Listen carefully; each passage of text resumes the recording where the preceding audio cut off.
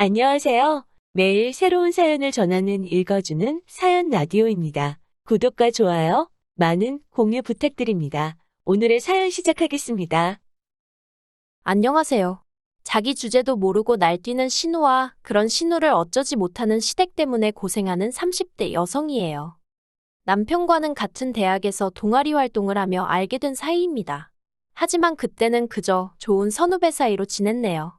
그러다 본격적으로 연애를 시작하게 된 건 남편과 저 두 사람 다 사회인이 되고 난 이후였어요. 위치적으로 가까운 회사에 근무하고 있기도 했고 부서도 비슷하다 보니 이런저런 대화를 나눌 기회가 많았는데 그 과정에서 남편이 저에게 먼저 호감을 보이더라고요.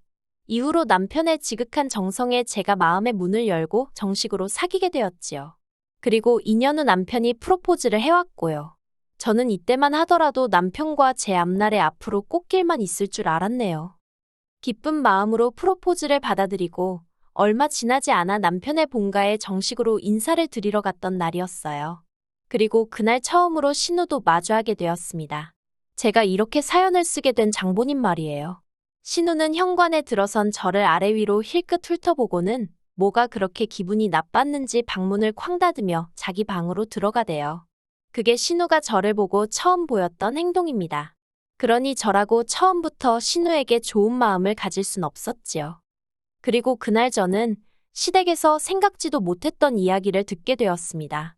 아버님이 말씀하시기를 저도 마음에 들고 결혼도 시키고 싶지만 보다시피 당신 맏딸 그러니까 신우가 아직 짝을 못 만난 게 안쓰러워 그런다며 주변 사람들 눈도 있고 당신 딸 기분도 있으니 일단은 신우를 먼저 보냈으면 좋겠다 하시는 거예요.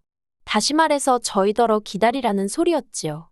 당시 제 나이 31, 남편 나이 33이었습니다. 결혼을 논하기에 절대로 이른 나이는 아니었지요.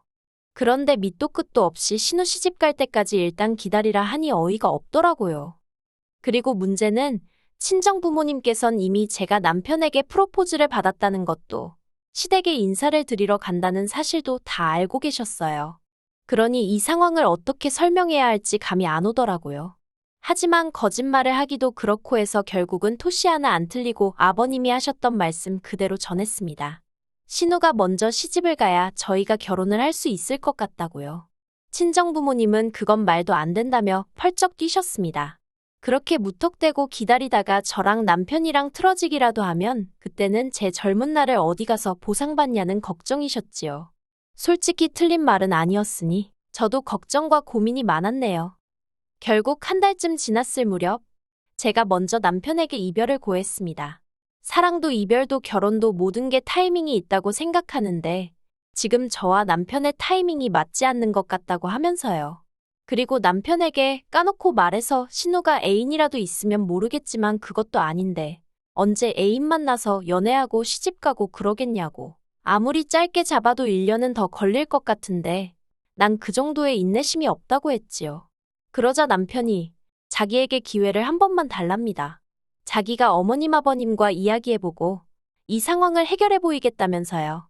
남편이 어찌나 비장하게 매달리던지 솔직히 별 기대는 없었지만 알겠다 했네요. 그리고 한 2주 정도 시간이 흘렀던 것 같아요. 어찌나 남편이 감감무소식이던지 좀 너무하다 싶더군요. 나중에는 짜증도 나서 정말 마음을 접으려고 하려던 그때 남편에게 연락이 왔습니다. 남편이 말하기를 아버님 어머님이 저희 먼저 결혼하라고 허락을 해주셨다는 거예요. 나중에 알고 보니까 남편이 중내사내하면서 거의 생쇼를 했던 모양이에요. 아무튼 그렇게 아버님 어머님의 허락까지 받고 나서야 친정 부모님도 닫았던 마음의 문을 다시 열어주셨고 그렇게 저희는 부부의 연을 맺게 되었습니다. 이때 끝까지 신우에게는 축하한단 말 한마디 못 들었어요. 신우에 대해서 좀 이야기를 하자면 솔직히 제가 뭐라고 남을 이러쿵저러쿵 평가하겠습니까만 그래도 이야기를 안 할 수가 없으니 조심스레 해보겠습니다. 외모부터 말해볼게요. 일단 제가 보기에는 그렇게 예쁘지도 못생기지도 않은 평범한 외모였어요. 마르거나 뚱뚱한 것도 아니었고 대학을 졸업한 후에는 중소기업이긴 했어도 착실히 회사 생활하고 있었고요. 다만 성격에 있어서는 솔직히 저는 좋은 말은 못하겠습니다. 앞서 말씀드린 대로 신우와 저는 처음부터 잘못 끼워진 단추처럼 어긋나 있던 상황이었거든요. 그리고 식을 올린 이후에도 신우도 저도 딱히 나아지기 위해서 노력하지 않았고요. 이걸 가지고 시부모님께서는 아랫사람인 제가 먼저 해해실실 웃으며 다가갔어야 했다고 탓을 하셨는데, 그렇게 치면 윗사람인 신우가 먼저 너그럽게 손을 내밀어 줄 수 있던 것 아니냐고 따져묻고 싶었네요. 말이 나왔으니 말이지만 언젠가 온 가족이 다 같이 모여 식사를 하던 때였는데요.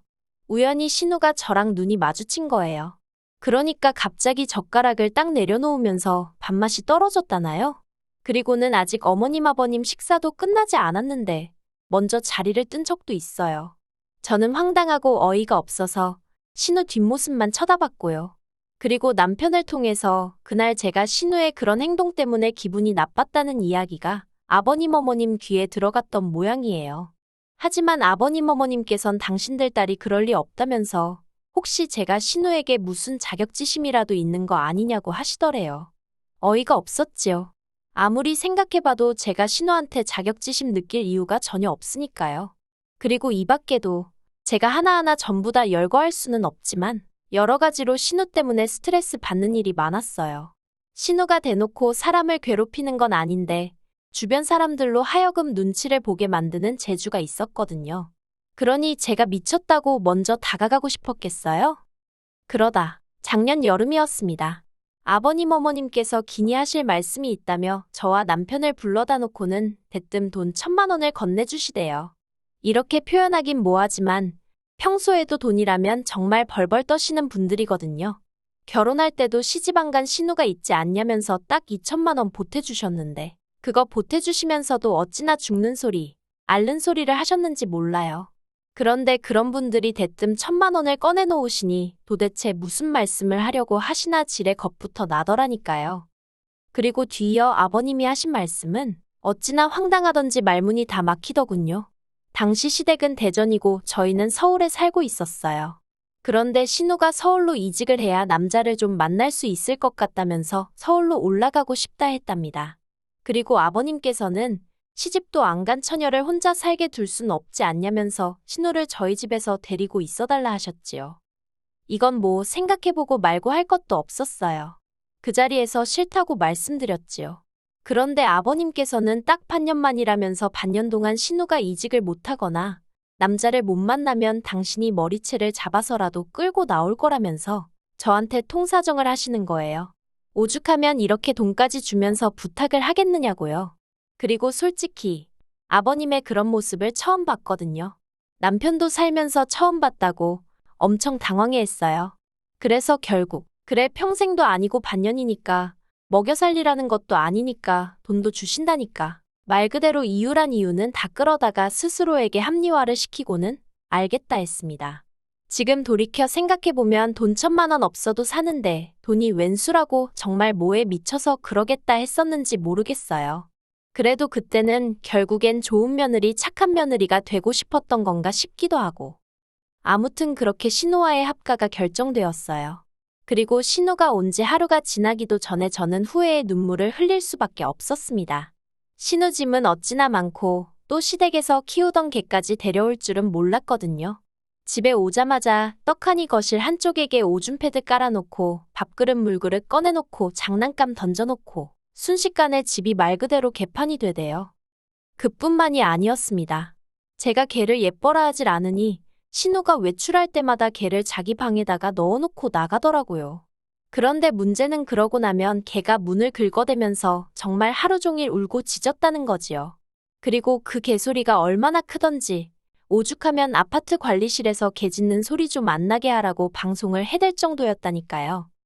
결국 한 달쯤 지났을 때 제가 신우더러 걔 좀 어떻게 하라고 말을 했어요. 형님이랑 같이 살기로 마음먹을 때만 하더라도 걔까지 데려올 줄은 상상도 못했다고요.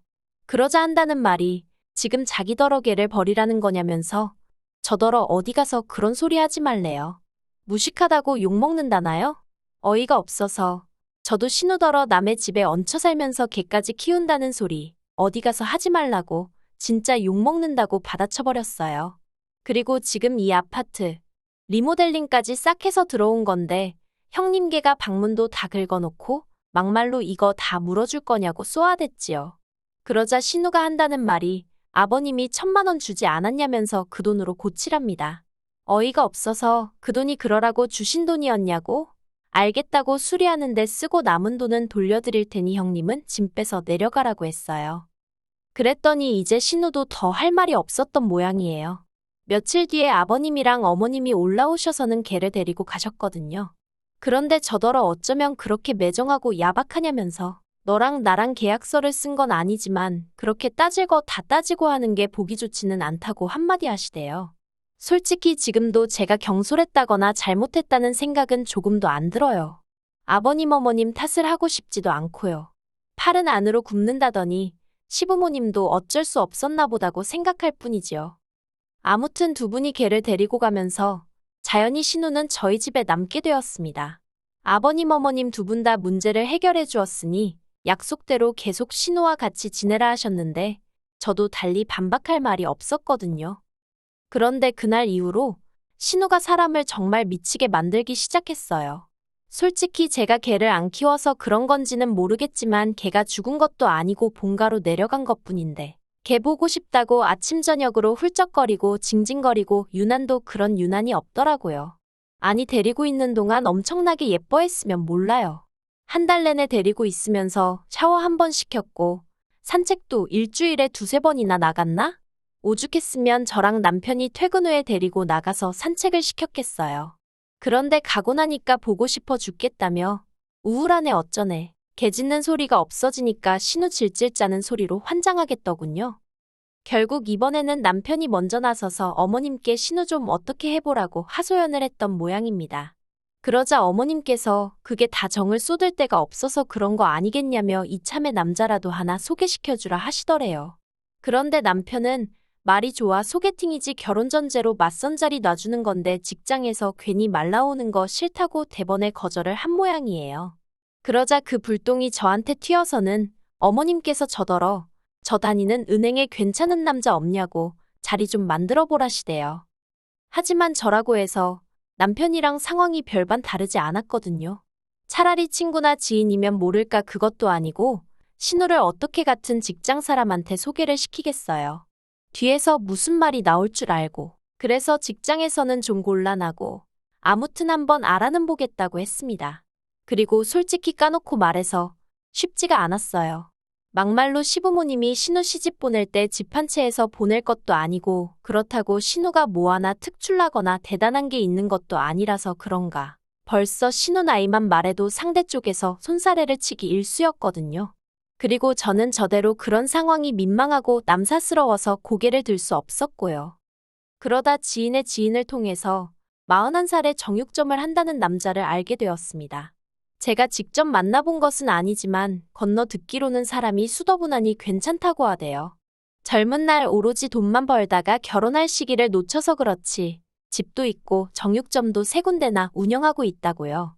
솔직히 제3자의 입장에서 보자면 뭐로 보나 남자가 아깝다 싶었지요.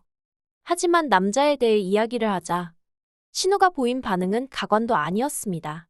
신우가 저더러 어디 그런 늑다리를 자기한테 갖다 대는 거냐며 몹시 기분 나쁜 티를 냈거든요.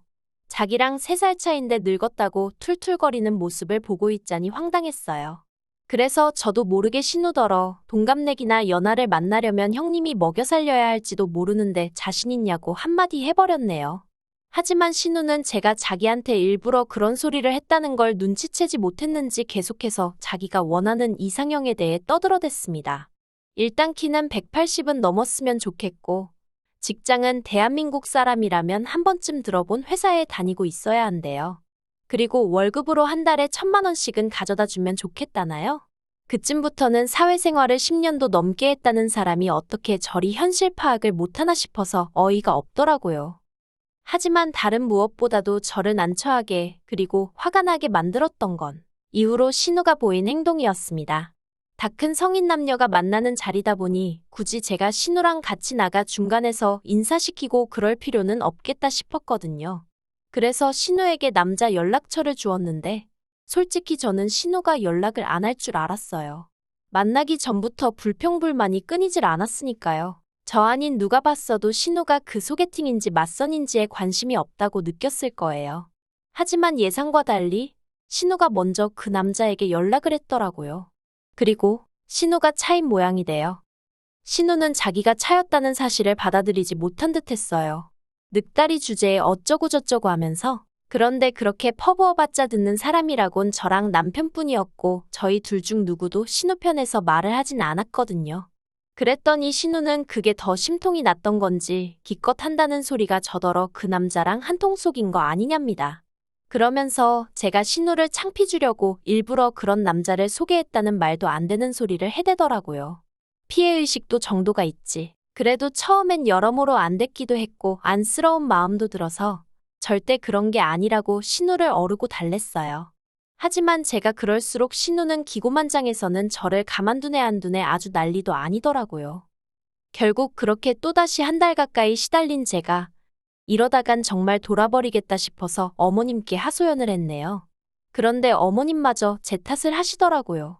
처음부터 제대로 괜찮은 남자를 소개해줬으면 이런 일은 없었을 거 아니냐면서 그러면서 당신도 사실은 저한테 서운하셨다는 겁니다.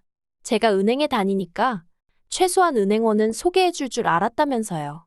그리고는 신우 서운한 마음도 달랠 겸 두세 명 정도 더 자리를 만들어 보라대요. 돈도 1,000만 원이나 받지 않았냐면서요. 그 말을 듣는데 어이가 없는 거예요. 솔직히 지난번 방문 수리 때도 그렇고 제가 달라고 한 돈도 아닌데 그거 1,000만 원 들려주고는 신우는 신우대로 어머님은 어머님대로 자꾸 그 돈을 들먹거리니 무척 거슬리더라고요. 그래서 어머님께 순전히 저랑 신우랑 같이 살아주는 대가로 주신 돈 아니냐고 물었습니다. 그러자 어머님 말씀이 그런 뜻도 있고 신우 시집 보내라는 뜻도 있고 그런 거라는데 망치로 뒤통수를 한 대 딱 맞은 느낌이었어요. 정신이 확 들면서 마치 함정에 빠진 기분까지 들더라니까요. 결국 저는 남편과 상의 끝에 돈의 일부를 돌려드리더라도 신우를 내보내기로 결정을 내렸습니다. 신우가 저희와 함께 산 지 이제 막 4개월 차에 접어들던 시기였지요. 어머님 아버님 두 분 다 크게 화를 내셨어요. 걔 데려가래서 데려갔더니 이젠 뭐가 불만인 거냐면서 저더러 신우한테 좋은 혼사 자리 하나 소개 좀 해주라니까 그게 싫어서 신우를 내쫓느냐고 세상 천지에 적 같은 며느리 저 같은 올케가 어디 있냐입니다. 저는 그저 죄송하단 말씀 말고는 드릴 말씀이 없었어요. 솔직히 억울하긴 했지만 괜히 이것저것 따지다가 신우가 저희 집에 눌러앉게 될까봐 무서워서 말조심 입조심을 한 것도 있고요. 어머님 아버님 두 분은 저를 달래다가 화도 내셨다가 그런데 이도저도 씨가 안 먹힌다 싶으셨는지 대뜸 하시는 말씀이 그럼 1,000만 원을 다 내놓으랍니다.